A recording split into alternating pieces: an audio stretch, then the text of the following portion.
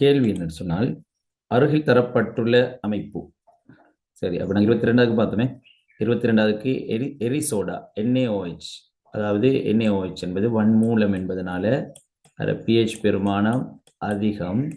ஆகவே 22வதுக்கு எரிசோடா 4வது விட.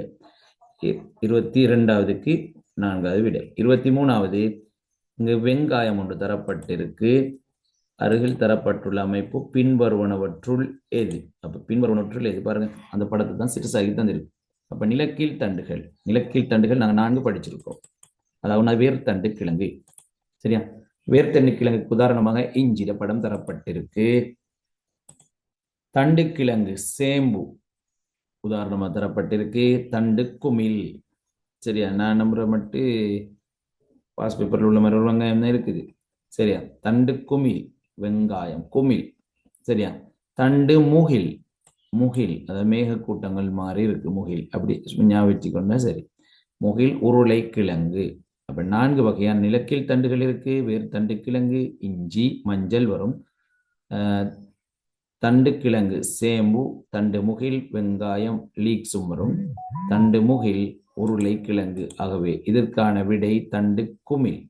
அவை குமிழ் என்பது 2வது விடை. சரியா?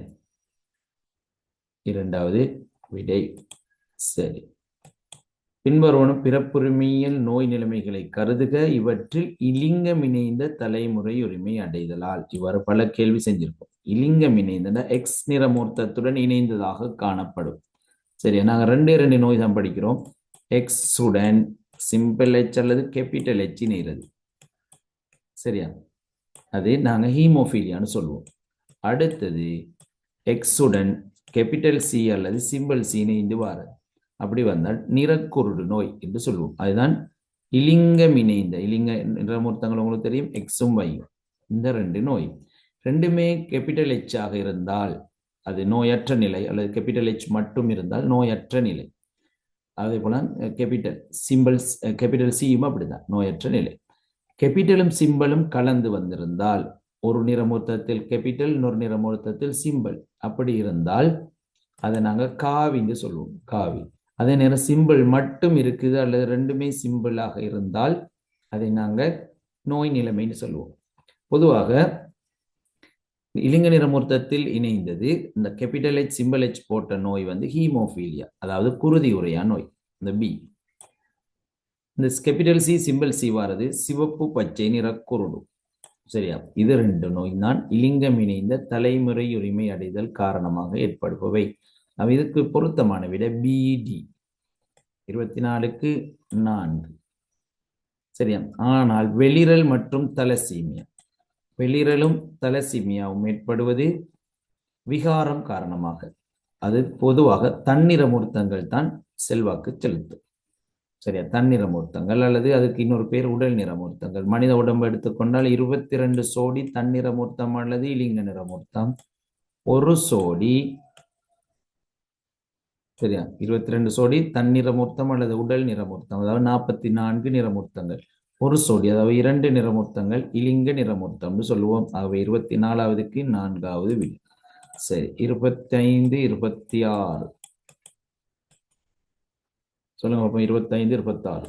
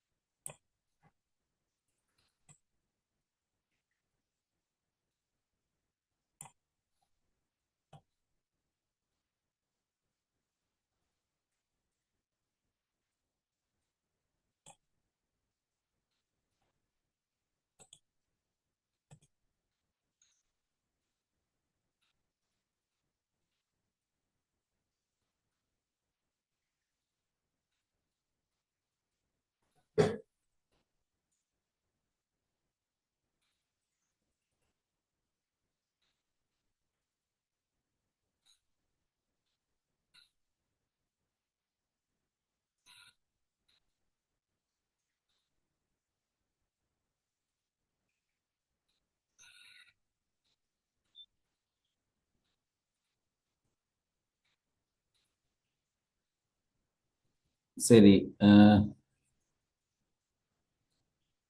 26க்கு 3வது விட 4வது விட வந்திருக்கு. 3ம் 4 3 4 அடி செக் பண்ணுங்க. 26வது 25க்கு முதலாவது விட 4வது விட வந்திருக்கு பாருங்க. அதையும் செக் பண்ணுங்க பிள்ளைகள். 25க்கு முதலாவது விட வருமா 4வது விட வருமா?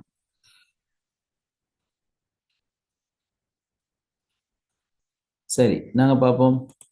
பின் படத்தில் காட்டியவாறு ABCD துவாரங்கள் ஊடாக நீரானது திறந்து விடப்படின்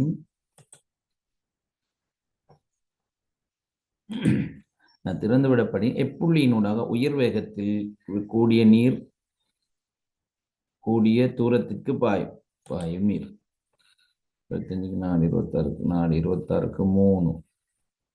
சரி, உயர் வேகத்தில் கூடிய எப்புள்ளியினூடாக உயர் வேகத்தில் கூடிய தூரத்திற்கு நீர் பாயும். சரியா? இது புத்தகத்துல நேரடியான விஷயம். இப்ப இதுல என்ன பார்க்கலாம்? திரவ நிரலின் உயரத்திற்கேற்ப அமுக்கம் மாற்றம் அடையும். திரவ நிரலின் அமுக்கம் காட்டுறது நாங்க HρG. அப்ப இந்த மேல் மட்டத்திலிருந்து H காண்போம். அப்ப கீழ் நோக்கி செல்ல செல்ல H அதிகரிக்கும். H அதிகரித்தால் HρG. சரியா? HρGயில் H அதிகரித்தால் H என்பது உயரம், ρ என்பது அடர்த்தி, G என்பது புவியீர்ப்பு ஆர்முடுகல். அப்ப ரோவும் ஜியும் பெருமானம் மாறாது. ஆகவே H அதிகரிக்க அதிகரிக்க அமுக்கம் அதிகரிக்கும். கீழ் நோக்கி வர வர அமுக்கம் அதிகரித்தால் அதன் மீது பிரயோகிக்கப்பட அமுக்கம் அதிகரிக்கும். ஆகவே அது கூடிய தூரத்திற்கு செல்லும். ஆகவே இங்க கூடிய தூரத்திற்கு செல்லக்கூடிய வாய்ப்பிற்கு ஏ தான் இங்கே போடப்பட்டிருக்கின்ற எடுத்தால் ஆகவே இங்க கூடிய தூரத்திற்கு செல்லக்கூடியது ஏ. ஆகவே முதலாவது விட 25க்கு முதலாவது விட. 26 பின்வரும் வாயு மாதிரிகளில் எதில் கூடியளவு மூலக்கூறுகள் காணப்படும்? கூடியளவு மூலக்கூறுகளின் எண்ணிக்கை அல்லது அணுக்களின் எண்ணிக்கை நாங்கள் பார்க்கும்போது கேபிட்டல் N என்று எடுத்தால் மூல் தர அவகாதரோ மாறிலி. சரியா? எதில் கூடியளவு மூலக்கூறுகள் காணப்படும்? மூலக்கூறுகள் எதில் கூடியளவு மூலக்கூறுகளின் எண்ணிக்கை. அப்ப இந்த திணிவு தந்திருக்கு. அந்த பிரக்கெட்டுக்குள்ள இந்த விஷயமும் தந்திருக்கு. திணிவும் தந்து பிரக்கெட்டுக்குள்ள சாரண திணிவுகளும் தரப்படுமாக இருந்தால் இங்க என்ன சொல்றாங்க? திணிவை நீங்க மூலக்கூட்டு திணிவால பிரிங்க. அப்ப மூல காணுங்க என்று மறைமுகமா சொல்லப்படுது. மூல் காண வேண்டிய நிலவை வரும். அவை எல் என்பது இங்க அவகாதரோ மாறிலி எதற்குமே மாறாது. எல் என்பது இங்கு மாறாத பெருமானம். ஆகவே நாங்க என்ன மட்டும் மூளை மட்டும் கண்டால் மூல் எதற்கு அதிகமாக இருக்கோ அது மூலக்கூறுகள் கூடிய ஒரு மூலக்கூறாக எங்களுக்கு விடையாக எடுக்கலாம். சரி, இப்ப நாங்கள் ஒவ்வொன்றுக்கும் பார்ப்போம். அம்மோனியாண்டா NH3. NH3 என்றால் N14, H3 என்றால் 14 3 17. அவை 34 17ஆல பிரிக்கிறது தான் முதலாவது. 34 17ஆல பிரிச்சால் எத்தனை விட? 2. கார்பனீராக்சைடு CO2 C12 O2 என்றால் நோட்சிசன் வரணும். O2 எனக்கு தெரியும், அது ஏற்கனவே CO2 நீங்க கண்டிருப்பீங்க பல முறை.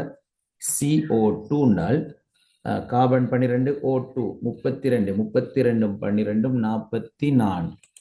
ஆகவே 22 44ஆல பிரிச்சால் இது 0.5. ரெண்டாவது விட 0.5 மோல் வரும். சரி, முதலாவது 2 மோல், இரண்டாவது 0.5 மோல்.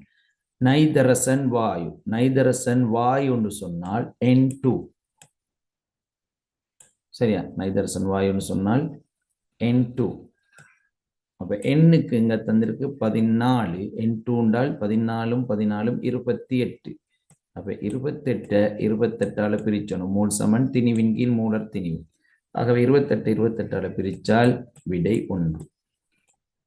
சரி, அது 48 மெத்தேன் வாயு. மெத்தேன் என்பது CH4.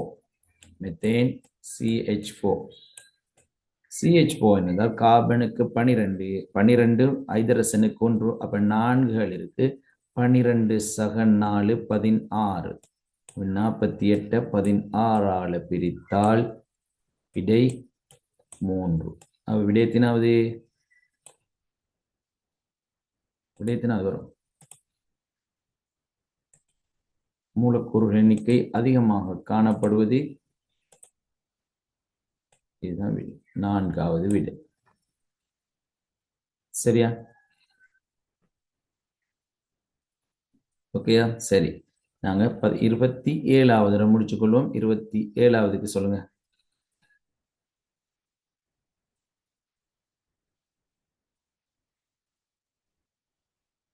26வது எழுதி முடிஞ்சிருந்தால் 27வதுக்கு சொல்லலாம்.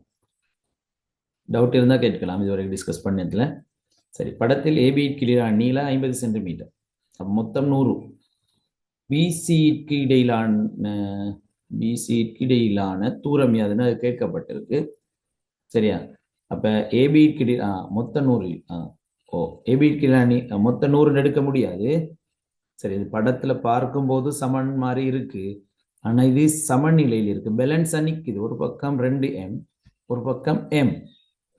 சரியா? ஒரு பக்கம் m, ஒரு பக்கம் 2. அவை 100 எடுக்க முடியாது. அவை சொல்லுங்க பார்ப்போம். பேலன்ஸ் நிக்கணும்னால் நாங்கள் ஏற்கனவே படிச்சிருக்கோம், வலஞ்சொலி திருப்பம் சமன் இடஞ்சொலி திருப்பம். இப்போ உங்களுக்கு தெரியும், திணிவு கூடிய பக்கம் தூரம் குறைவாக இருக்கும், திணிவு குறைந்த பக்கம் தூரம் கூடுதலாக இருக்கும். சரியா? திணிவு குறைந்த பக்கம், அப்ப சி பக்கம் m இருக்கு, ஏ பக்கம் 2m இருக்கு. அப்ப ஏல இருந்து பிக்கு 50 சென்டிமீட்டரா இருந்தால் நிச்சயமாக பில இருந்து சிக்கு 50 விட கூடிய விட தான் வரும். அப்படியே இல்லையா? நீங்க தும்பு தடியை இப்ப கையில எடுத்து தேவையான பேலன்ஸ் பண்ணி பாருங்க, விரல்ல வச்சு பாருங்க. தும்பு உள்ள பக்கத்துல நீளம் குறைவாகவும் தும்பு இல்லாத பக்கத்துக்கு நீளம் கூடுதலாகவும் இருந்தால்தான் உங்களுக்கு அதை பேலன்ஸ் பண்ணலாம். இது செஞ்சு பார்க்காமே விட எடுக்கலாம். சரியா? ஆகவே 2m இருக்கிற பக்கத்துல நீளத்தை விட m இருக்கிற பக்கத்துல நீளம் கூடுதலாக வரணும். ஆகவே ஏபி 2m இருக்கிற பக்கம் 50 சென்டிமீட்டர் இருந்தால் பிசி விடை 50 விட கூடுதலாக வர வேண்டும். ஆகவே ஒரே ஒரு விடை தான் இருக்கு, 3வது விடை மாத்திரம். சரியா பிள்ளைகள்? சரி, அதை நாங்க செஞ்சு பார்க்கறதுனா இப்படித்தான். வலஞ்சொலி திருப்பம் சமன் இடஞ்சொலி திருப்பம். அப்ப இந்த இதுக்கு mm 2m, இதை 2 எடுப்போம். திணிவு இதை m 1 எடுப்போம். சரியா? ஆகவே இங்க 50 நீளம் 50. ஆகவே 2 தர 50 திணிவு தர அல்லது விசை தர சுழற்சி அச்சில் இருந்தான சுழற்சி அச்சில் இருந்தால் செங்குத்து தூரம் தான் எடுக்கணும். அப்ப 2 என்பது விசைன்னு எடுத்தால் 2 தர 50 100. இடஞ்சொலி திருப்பம் 100. வலஞ்சொலி திருப்பம் இந்த m நாங்க நிறைந்து எடுப்போம், m. சரி, நாங்க m நாங்க 1 எடுப்போம். என்ன 2m 2 எடுத்தோம், ஒரு m 1 எடுப்போம். m வெட்டுப்படுமே. ஆகவே 1 எத்தனையுடன் பெருக்கினால் நாங்கள் x எடுத்தாலும் எங்களுக்கு செய்யலாம். x சமன் 100/1. ஆகவே x சமன் 100. x சமன் 100/1 என்றால் x சமன் 100. அவை 2 தர 50 100 வருமாக இருந்தால் 1 தர 100 100 வர வேண்டும். அவை 27வதுக்கு 3வது விடை. சரியா பிள்ளைகள்? சந்தேகம் இருந்தால் கேளுங்க. நான் 28வதுல இருந்து அடுத்த கிளாஸ்ல டிஸ்கஸ் பண்ணுவோம். அவன் நீங்க வரும்போது எல்லா கேள்விகளுக்கும் பூரணமாக விடை எழுதி கொண்டு வாங்க.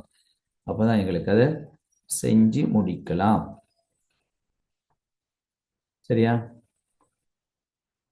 சரி, இப்பவும் ஒரு சில ஆட்கள் வந்திருக்கீங்க கிளாஸுக்கு. சரி சரி, அப்ப அடுத்த கிளாஸ் மீண்டும் புதன்கிழமை, அடுத்த புதன்கிழமை நடைபெறும். புதன்கிழமை சந்திப்போம். அஸ்ஸலாமு அலைக்கும் வரஹ்மத்துல்லாஹி வபரகாத்துஹு. Good morning.